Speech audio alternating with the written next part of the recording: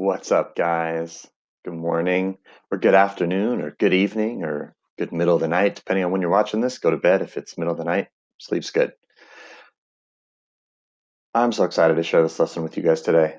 Such an important part of Tangerine, and just such a simple thing for you to start noticing as you read, and a way to just really bring out in your writing the the cool stuff that's in this novel. And so what I want to show you today is this learning target. It says write a literary analysis paragraph, you know, close reading, about the motif. That's how you say that word. It's not motive, it's motif of sibling relationships, brothers, brothers and sisters, sister, brother, whatever, sisters, and provide support with text evidence. All right, so you guys can do this. Let's look at how we're going to get it done today. Everything at the top of this, as you kind of like work your way down, um, is going to really just help you write that paragraph at the end. I'm noticing that a lot of you guys are doing a good job of writing a strong claim. We'll talk about that in a little bit when we get down there. So, first thing is, um, we're going to look at this word motif, and I really hope that you click this right here and watch this video. It's just about, I think it's about a minute and a half, and it's going to walk you through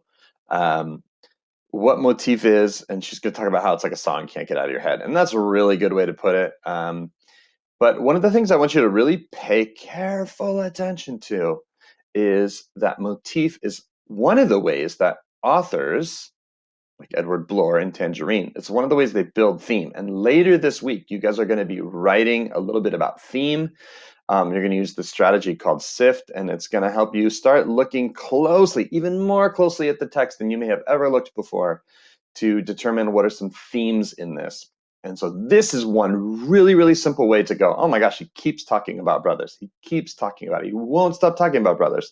He has Mike and Joey. He's got Paul and Eric, and they are not the same. So let's look at what's going on here. So you are going to basically just work down this list. You guys are doing an awesome job of filling in these areas. These are intended just to get you thinking, just to get you looking closely. They're not the point of this lesson, but they are a really strong reading habit. So, and you guys are doing an awesome job. Those of you that are doing this look so good.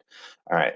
So here you're going to look at the relationship with the Costello brothers. And obviously you're going to be using text evidence because you don't know the Costello brothers and you don't know the Fisher brothers. You only have what you read about. So that's the text evidence. Don't skimp here because you can use this information later in your CER. That's one thing I'm noticing. You guys are doing a great job up here.